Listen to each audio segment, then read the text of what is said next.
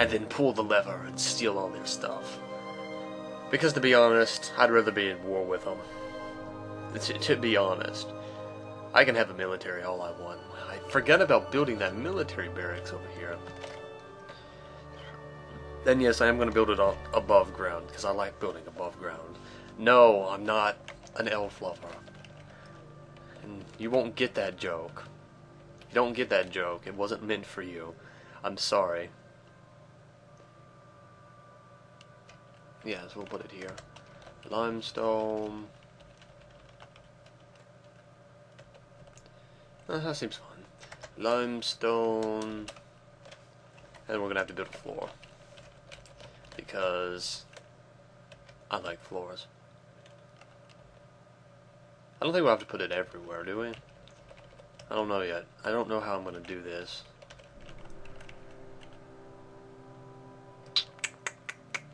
Yeah, I think I'll actually do it like this. Limestone. Need 100. Holy shit.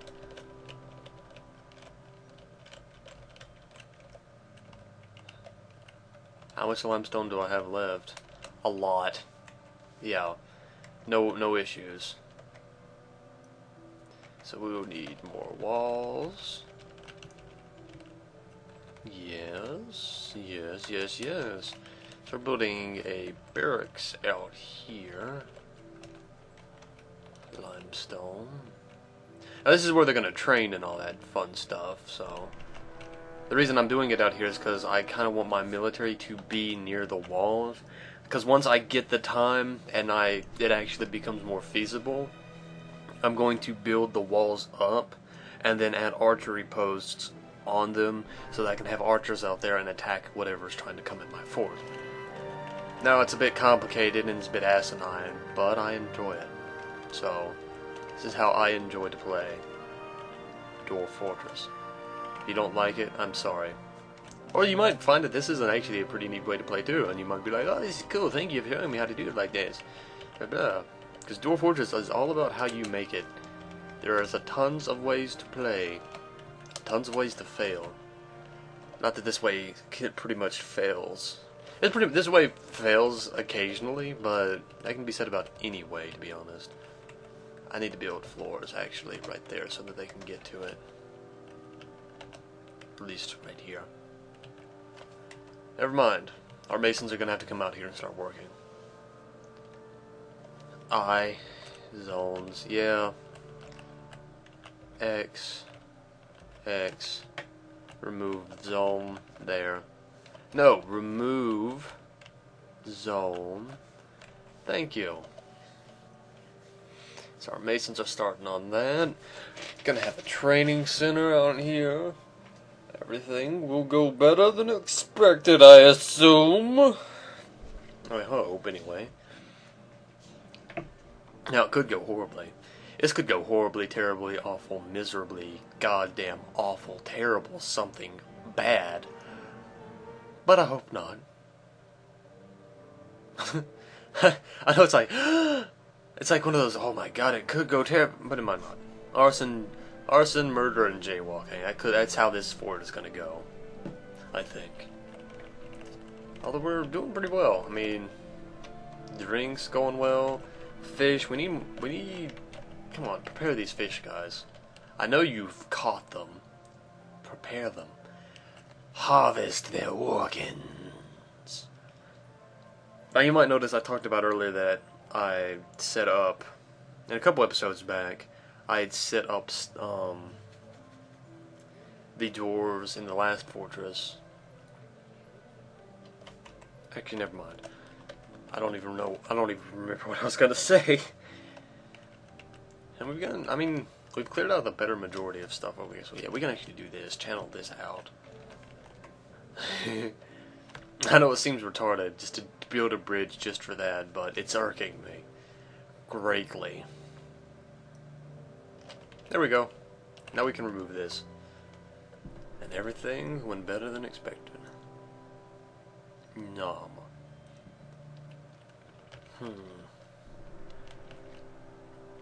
So yeah, they're building that, they're building the floors. And in there I'm going to build the whole barracks, like I'll have a floor for beds for them, so that they don't have to go back over there. And I'll probably build, like, through it, a path to get to where the food is, so that I don't have to add a whole other area for that. So I think it'll all go well. I think it'll all go well. Now, you might think this is a waste of time and effort, but for me, no. No. Not at all. I noticed a lot of people like that, like they don't like building above ground, and I've never understood why. There's so much you can do above ground in Dwarf Fortress. I know it's Dwarf Fortress, and to be fair, you're not supposed to completely build. You're not really supposed to build above ground. That's not usually the standard quo, but the status quo, not standard quo. You have to excuse me sometimes if I mess up phrases. I work in several languages sometimes, and if I start messing shit up, it's because I'm used to translating or saying something in another language, and it gets fucked up. So that's why a lot of people say my English sounds like I'm not American, but I am. It's just times like this, especially when I'm making videos, I'm usually coming off doing something else. I'd rather not say what, and if you know me, you know what I'm talking about, but still. It does become a bit of an issue with my language sometimes, and if that bothers you, I'm sorry. But there's not much I can do about it. And it's not because I'm an idiot and I'm just, you know, hey, I make stupid words. No, I just fuck up from time to time. Some things are just harder to get over than others, so yeah. So I'm going to be using a lot of limestone for that. Waste of stone? Not really. We've set that to be made, but that hasn't even been started yet. Peasant council stored stockpile, that. Well, we've cleared out and we've done a lot fairly quickly, so I think we're doing okay so far. I think we're doing okay. Even if there's a random badger skeleton right here. Badger boar skeleton. Thinking of that though, I got cats and dogs everywhere, holy shit. Build tables, we've set tables to be made, so might as well put these up, right? Yes, yes, yes! Also, that great looking table is a diorite table. If you, I mean, that's not like obvious, but still. And the reason I'm not using diorite to make everything is I like having everything look similar. Now, that's just another me being kind of an OCD anal motherfucker, but it's a preference, and I'll be goddamned if I lose that preference now. I'll be goddamned. Also, might as well check on our drawers, see how happy they are. Let's see, you are happy. Okay, let's actually check a little bit better. Read drawers. Everyone's happy except this one guy. Some people are ecstatic. This person's ecstatic. We are doing really well with our dwarves. Wow, that's good on me. I didn't expect to do that well. Normally, my dwarves fail consistently and just start killing each other. And I mean, I've literally had dwarves just start chasing each other around, and I've had to split them up in different rooms. And okay, what had happened was goblins like to kidnap, and this isn't usually an issue because 9 times out of 10 they kill the kids that they kidnap from you. But what had happened was that they didn't kill this one kid, and it presented possibly the dumbest scenario I've ever had happen. And here's what had happened.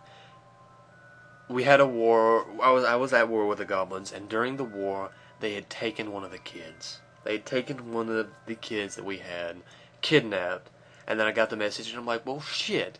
So, I didn't think much of it, because, I mean, it happens. And I can't really be like, well, damn, I guess I should have done that. I didn't berate no. So, about 10, 15... No, it was 20. It's about 20 years later, and that same point, it's the one that I showed you with lava mode. And it's one of the reasons why I actually had to reclaim it at one point. I'd gotten sieged by goblins again. Now, obviously, they siege every few years, and by this point, they were doing it less and less often. And one of the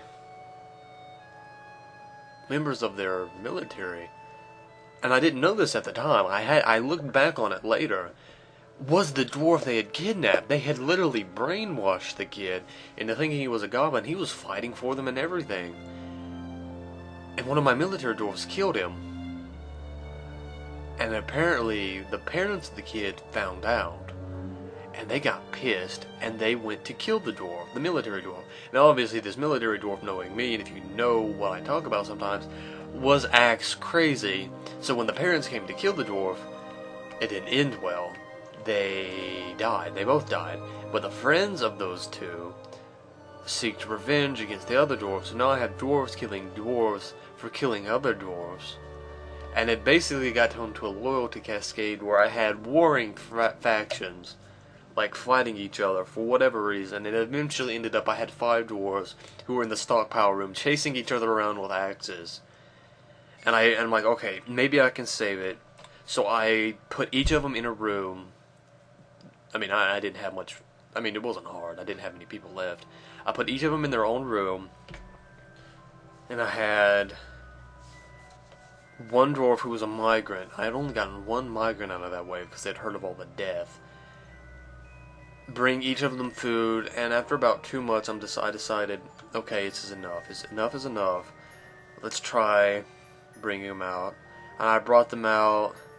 And they all killed the kid that was bringing them food, and then they just went after each other. So I'm just like, fuck it, you're done, whatever. And I looked later, and I looked at the kid's bio, and he wasn't just aligned with the goblin civilization. It said he was a goblin, like he was a dwarf, but he literally thought he was a goblin or whatever they're called, hobgoblins, yeah. And I'm just like, wow, that's. And it fucked me over so bad that I had to just reset everything. Like, not reset it, but like reclaim it. Like I had to start from scratch. I mean, I had the walls, I had the workshops, I had all that, but I didn't have anything items wise, and I had to just rebuild. And I was pissed. I couldn't believe that. That was stupid. That was so stupid. Just that would happen like that. It's a facepalm moment. It was a true, honest-to-God facepalm moment. And I just did not expect it at all. And hey, spring's arrived, and I've been talking for God knows how. I've been talking almost all winter. I've been talking all winter, goddamn. I'm a loudmouth. Some people need to just tell me to shut the fuck up, don't they? But no. But let that be. But the moral of the story is don't let your kids get kidnapped. It'll fuck you over. Hard.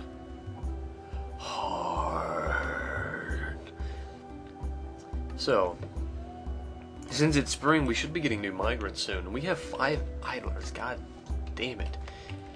Come on, guys. You can do better than this. Build tables. Come on. If the idler issue gets to a certain point, I'm probably going to tell them to all start picking up stones and carrying them around. This increases strength, but it's also fairly not fun for them. They don't like doing it. Sir, you can't do that there. Item blocking site. Are you serious? He set this stone down. Wait a minute. What was cancelled? Whatever. We'll find out eventually. Anyway, I think it's about time that I finish up this set of videos. So I hope everybody has enjoyed watching this so far. And I will be breaking this down into smaller video chunks as per requested. I prefer doing it in hour-long segments, but I've been told that it's better in the 15. So that is what I'll be bringing it back down to. So I hope everybody's enjoyed this set of videos. The next time I do come back, I will have flashed forward just a bit, just to see that barracks has been done at the very least. So I hope everybody's had fun watching this, and I will see you guys next time.